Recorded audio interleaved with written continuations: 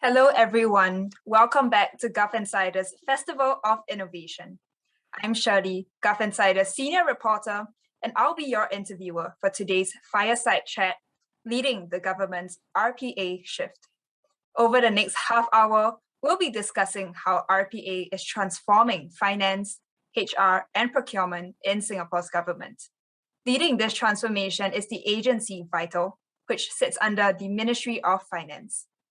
And I'm joined by none other than the fantastic Dennis Lui, Chief Executive of Vital. A warm welcome to you, Dennis, and thank you so much for joining us today. Good afternoon, Shirley. Thanks for having me here. It's our pleasure. Why don't you start us off by sharing a brief introduction of yourself and what you do at Vital? Well, first, Vital. Vital was formed in 2006 as a department under the Ministry of Finance. We are a shared services organization. That means we provide shared services in the realm of finance, HR, and procurement to the entire public sector. We are one of the organizations that really work very quietly in the background. So I will not be surprised if viewers here, even viewers from Singapore, may not have heard of Vital. But think of Vital as the people who are processing your payroll, making the payments to your vendors, and all these very important transactions at the back end that if we do well, nothing happens, everybody's happy. But if we do not do well, there'll be huge implications and ramifications. So that is the shared services organization that I lead. I'm privileged to lead the organization. I am actually an officer from the Inland Revenue Authority of Singapore, and I've been seconded into this role for a period of time. So that's Vital and myself, Shirley. Thanks so much for that, Dennis. And I understand you were appointed as Vital's Chief Executive last year, and that's right before the pandemic broke out, actually. Yes. So what have been your biggest lessons learned in the past year of leading the organization? Yeah, so as it turns out, I was appointed 1st April 2020. And all of you will remember, I think it was 7 April 2020 that Singapore went into the circuit breaker. So it was quite a very exciting, interesting experience for myself because coming into Vital, completely new, not knowing the people very well and not knowing the operations too well. When you think about it, all I could do at the beginning was to sit back, observe, encourage, and give guidance where I could, but yet learn very, very quickly to steer the organization forward. So Shirley, your questions about biggest lessons, I think first biggest lesson is, of course, don't panic in a crisis, because everybody else is panicking. The last person to panic has to be the leader, right? You got to stay calm, stay cool, but you have to really work very fast to figure out what's important, prioritize, and move the organization forward. One big lesson I've learned and very heartened till today is I found great strength and resilience in the staff in Vital. In fact, I've told this story many times. They seem to know exactly what to do, right? Of course, coming in as a new chief executive, I asked them, right, COVID is coming, we may have to go into a full lockdown, circuit breakers, we call it. How do we ensure we keep the lights on? That was the number one important thing we needed to do, ensure that the payroll of more than 100,000 public servants were made promptly. And they knew exactly what to do. They had all their plans in place, so all I had to do was encourage them, motivate them, and if there were small roadblocks here and there, just push it away for them. Leading on with that, the second lesson and looking ahead would be how to emerge stronger. So one of the key things that we needed to do was to institutionalize this resilience and this strength in my staff, and then harness the energy going forward, because it's no longer business as usual today. I mean, we're going to live in a world of endemic COVID. It's no longer pre-COVID and post-COVID. So how to build that strength, that resilience in my staff to focus their energies to create an even stronger Vital. So I think that were my most important lessons, and looking ahead, that's what we're trying to do. Fantastic. Sounds like it's been a long journey, even though it's only been a year. Year and a half, yeah. I mean, yeah. And Dennis, something that really stands out to me is the unique position of Vital in the center of government and actually overseeing HR and finance across the public service. But what do you think are the opportunities of such a position? Thanks for that question. So first, let me clarify. The role that Vital plays is an ops tech supporting role to support the HR domain, the finance domain, and the procurement domain. So when you say that we oversee these processes, technically we have to work with the policy owners and the functional leaders together to support them and to support the entire ecosystem. Yeah, so I have to make that clear because I do not want to, get myself into trouble with the HR leaders and the finance leaders. But you can see that our position at the center, linking up with these three buckets, HR, finance, procurement, is a very powerful one, right? We exist to process much of the transactions. So really the concept of us being an ops tech leader leads me to two areas of opportunities. First, being vital as a platform, and second, vital as a partner, right? So at this central position, vital as a platform, what can we do? And that is something that we are now working on and seeing ourselves grow in this area. Because as a platform, with all the transactions coming in, with us aggregating and achieving economies of scale, that's just part one. That's just part one of a shared services story. Part two is what can you then do when you bring all these transactions together and bring all these more than 100 ministries, HR and finance processes together, such that you can create greater value out of this. So that's a platform play. And I would say we copy that, or we learn that kind of idea from the private sector. Maybe we can talk about that subsequently. In terms of partnerships, that's where the mental model shifts come, right? No longer are we just serving our customers. In fact, we try not to call them clients or customers because that kind of suggests a commercial transaction relationship. We are different from a shared services provider or commercial service provider in the private sector. We are a department within MOF, right? And we stand equal with the partners that we serve. So what can we do, right? And the thing that came to our mind is by playing a leadership role, we can actively transform the way corporate services in HR, procurement, finance are being done. We are not in a position, or we are not merely in a position where we stay here and take work from them and process it to them. We are here to help set standards, help push the boundaries, and leverage on our unique position at the center. Data analytics, machine learning, AI, all these can be applied into our work. So I see lots and lots of opportunities, and our journey has just started.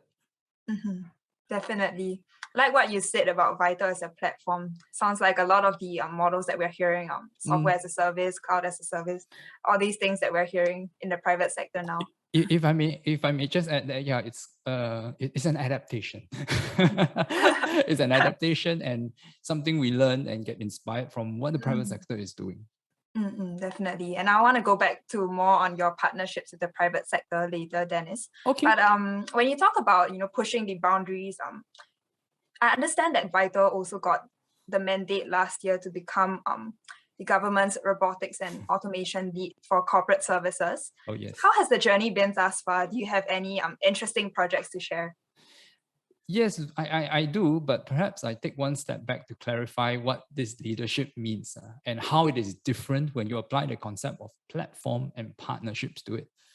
Traditionally, when you say and you appoint a leader in government to do something, it seems to connote that everything with regard to robotics and automation will have to come from Vital, and all the other agencies that will just take a wait and see approach.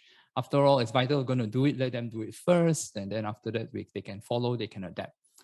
Now that I've introduced the idea of a platform and partner, and also the idea that really automation like RPA, it's already fairly well established across the Singapore government.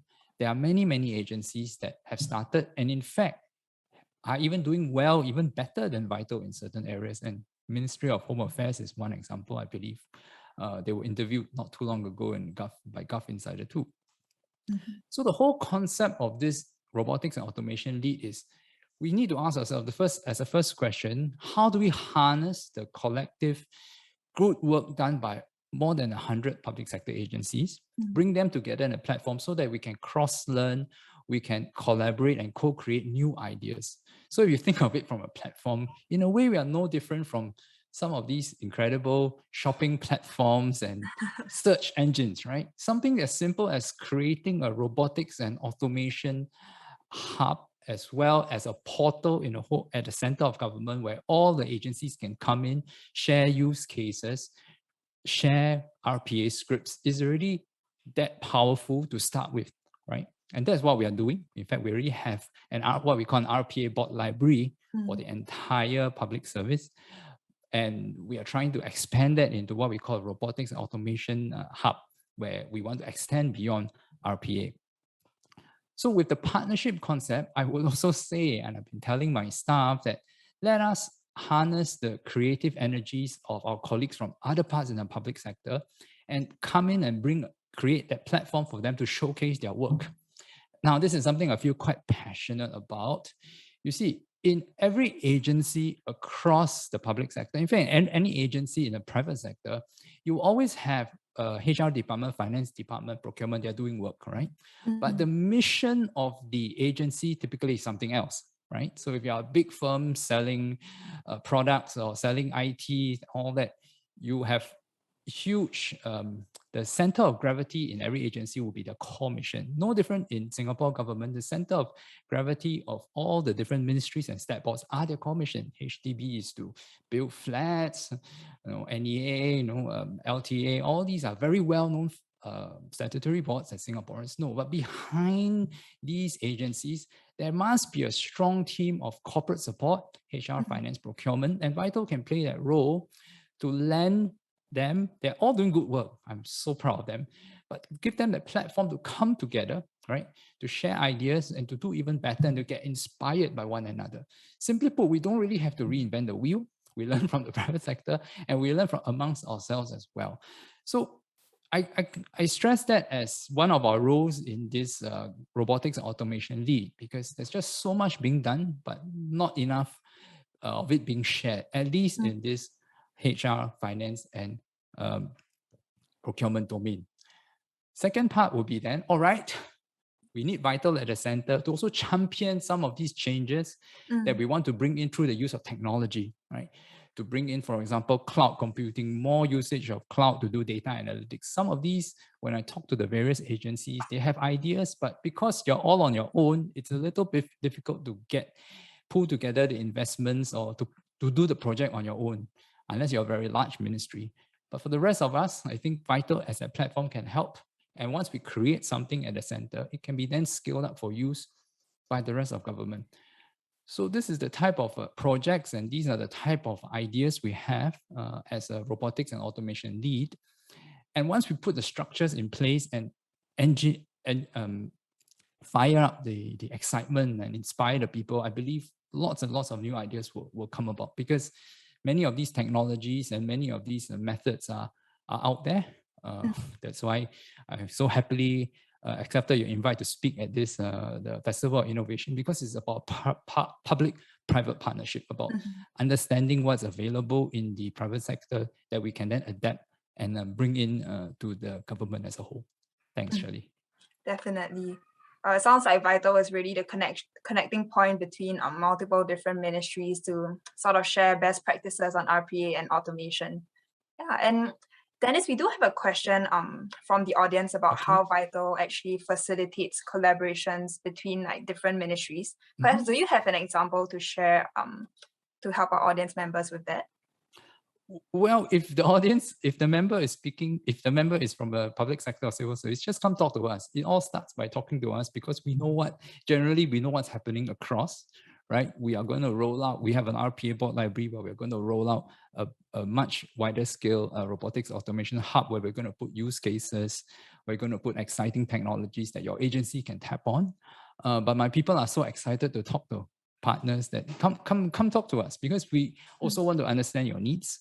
Right, we have received many requests and questions like, okay, how do you start with our RPA? What software do you use? All these are very, very, very valid questions, and we can definitely share our experience as well as point you to other agencies that have either similar experience or taking a slightly different approach depending on what they do. Yeah, so we are here to help, almost like a consultant, but we're not a consultant, we're part of government. So our advice is always given free of charge. And of course, at the end of the day, if we have a service line that we think we can help you, for example, if you can insource some of the work to Vital, then we'd be happy to help you too.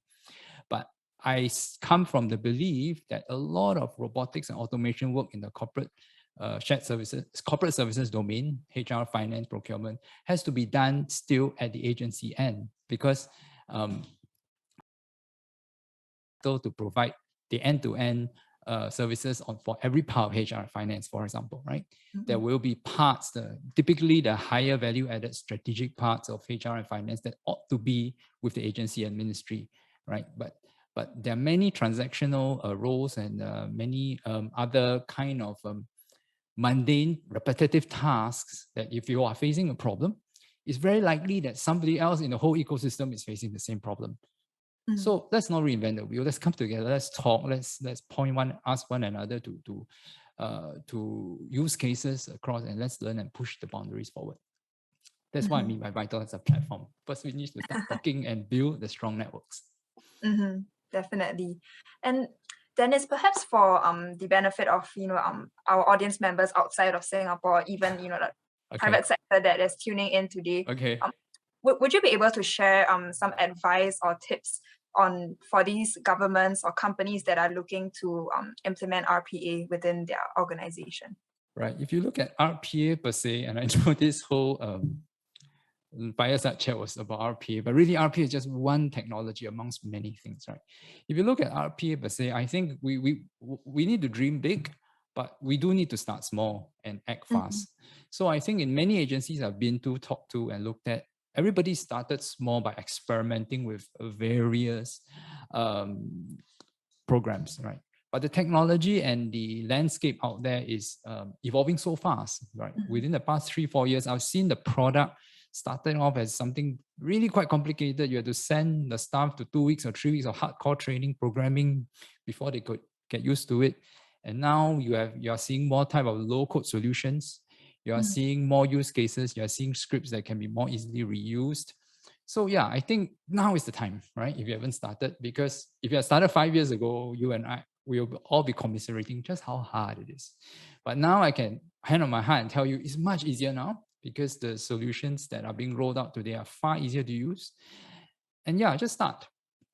I wouldn't claim to say that Vital is very far ahead in this. I've seen so many other private sector organizations do such great work, but at least the industry is matured enough and enough examples out there that you can really make a big go at it. So I don't have any specific advice per se. It's just that this is a great time to start that automation and of course, bring your people along with it.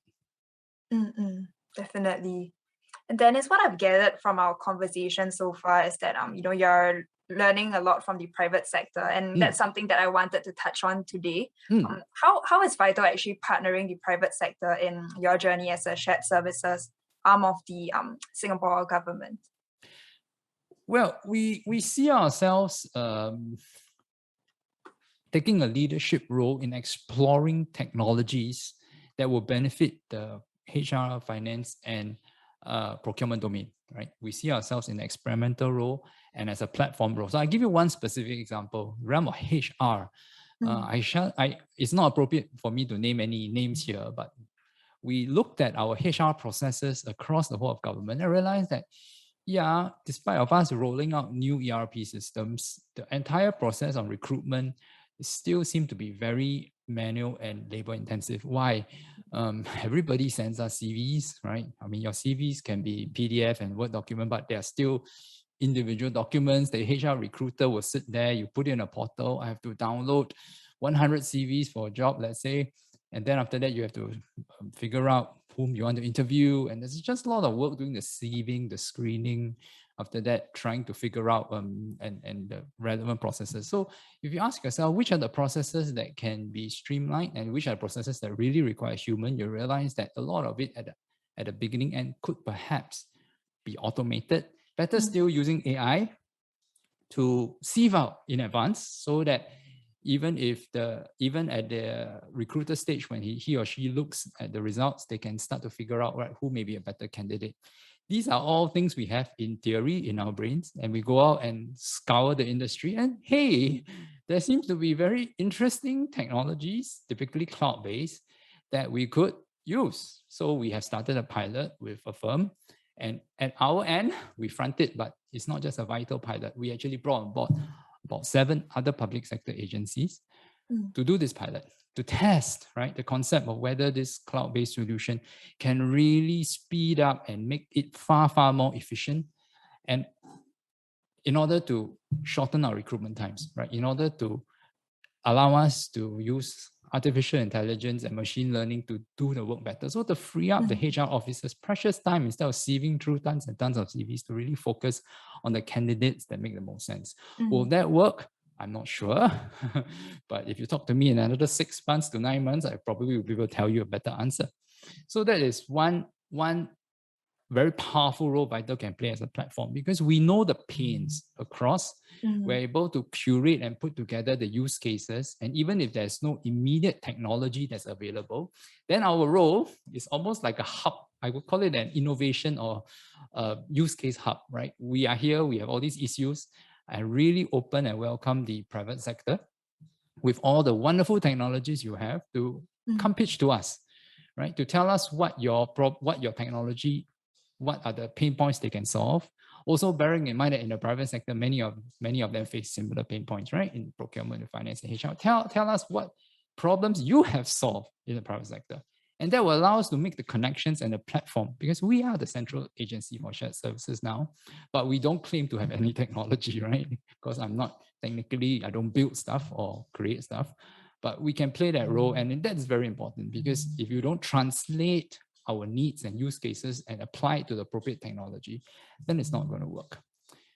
Second point I wanted to shout out, because you mentioned partnerships, and sorry if it's a little bit by the side, is we also partner with organizations to support persons with disabilities. And I'm very proud to share that in Vital, we are a very inclusive organization, right? And recently we were certified to the Enabling Mark Gold Award, because we do hire a fairly large number of persons with disabilities, 3% of my workforce, in fact.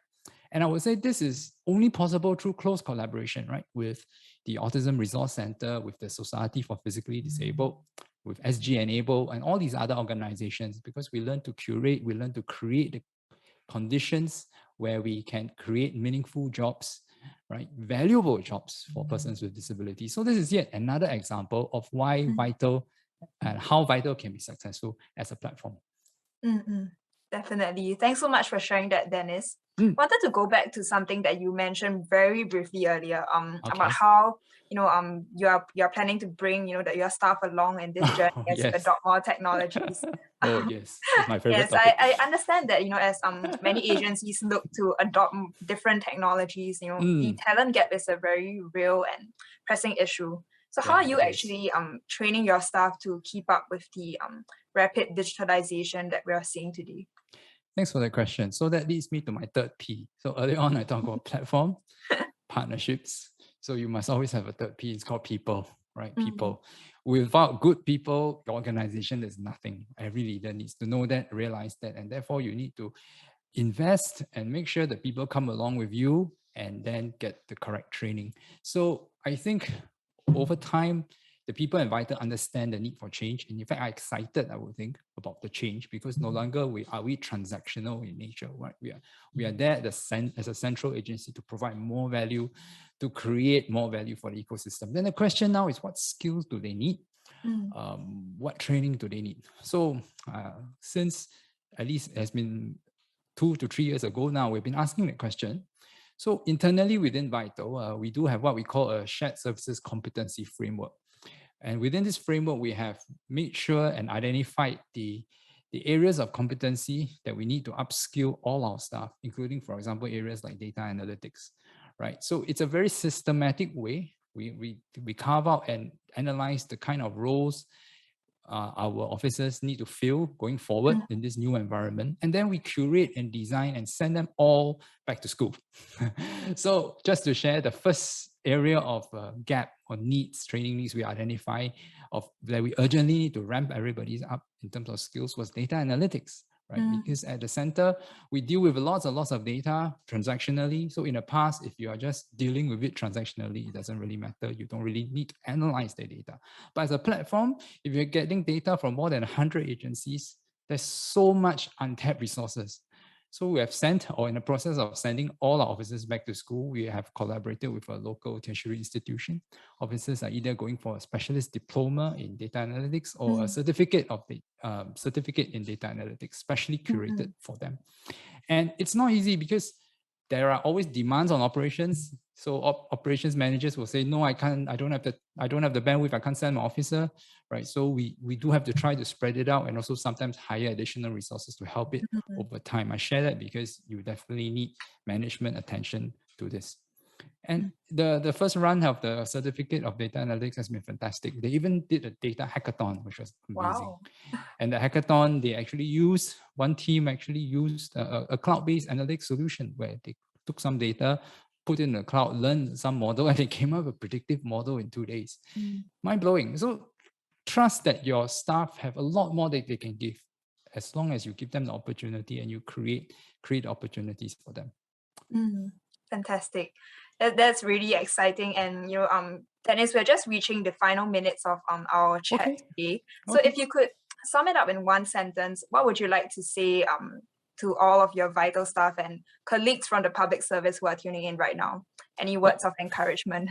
Well, to my staff, thank you very much for joining us on this journey. It has been a tremendous a journey, and the best is yet to come, really. And as we search forward and we skill up to be the central agency for corporate shared services, there's just so much more we can do. For my public sector colleagues listening in, Vital is here to support you. We are no longer just a transactional outfit. We are the central agency for shared services. We are the OpStack agency supporting finance, HR, and procurement. Come talk to us. We are not just here to quote unquote sell you our services. No, we are also here to share our knowledge, and we also want to learn from you. So thank you very much. It's a tremendous journey, and we also thank all our partners in the private sector who have helped us in many ways. Perfect. And that's a great note to end our fireside chat on. Thank you so much, Dennis, and to Shirley. all the audience members for joining us today. And with that, we've come to the end of the first day of our Festival of Innovation. So do come back tomorrow as we have an incredible program lined up for you. We'll be discussing innovations in healthcare, sustainability, and digital education with Singapore's Ministry of Health, Sri Lanka's first innovation lab, the Citra Social Innovation Lab, and more.